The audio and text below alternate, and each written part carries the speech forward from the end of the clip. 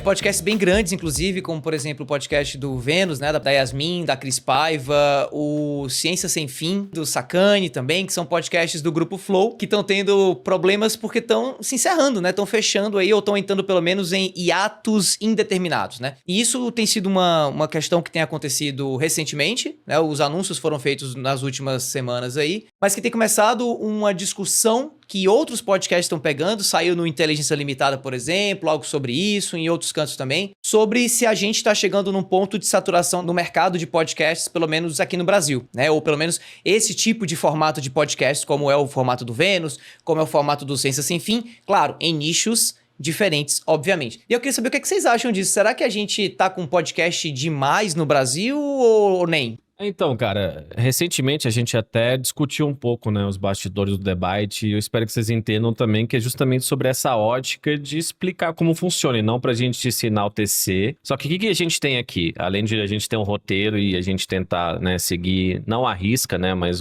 uma ordem aqui do que a gente faz, a gente não tem gastos altos com o programa. A gente tem sim editor, a gente tem que pagar contador por causa da nossa empresa, imposto, mas a gente não tem um estúdio enorme, vários funcionários, e cara, tem hora que a conta não fecha, né? Mas ao mesmo tempo, você tem um nicho. Eu acho importante você manter nesse nicho.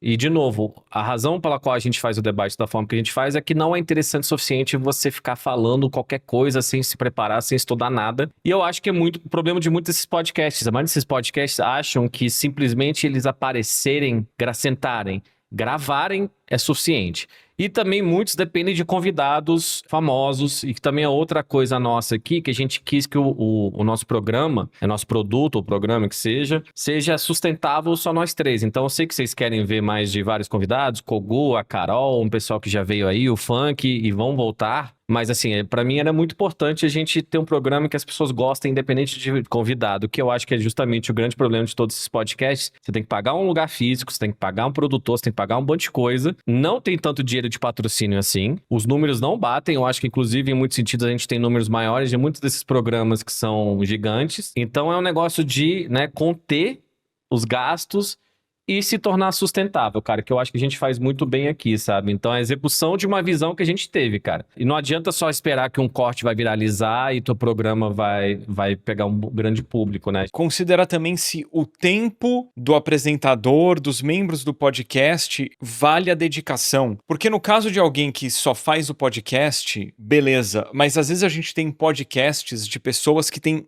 outros trabalhos de criação de conteúdo, e talvez para essas pessoas o tempo dela é mais valioso alocado em outros assuntos. Para mim, a minha participação no debate é muito relevante e muito importante, porque aqui é meu espaço para falar de assuntos que eu não abordaria no canal BRKS Edu, atingir públicos que eu não atingiria através do canal BRKS Edu. Eu vejo valor no meu tempo aqui. Daqui a pouco podia ser o caso de eu falar, valia mais a pena eu tirar esse meu período de gravação para fazer um vídeo elaborado para o canal BRKS Edu, isso aqui não tá valendo meu tempo, tchau. Eu não vou fazer isso. Mas eu consigo entender alguém numa situação paralela que fala, esse podcast é muito legal, mas eu tô precisando fazer mais vídeo, tô precisando fazer mais roteiro, sabe? Daqui a pouco você tem podcast envolvendo músicos, pilotos. Pros caras, daqui a pouco faz mais sentido eles alocarem o tempo deles de outra forma. E eu acho que é um mercado que tá bem saturado também.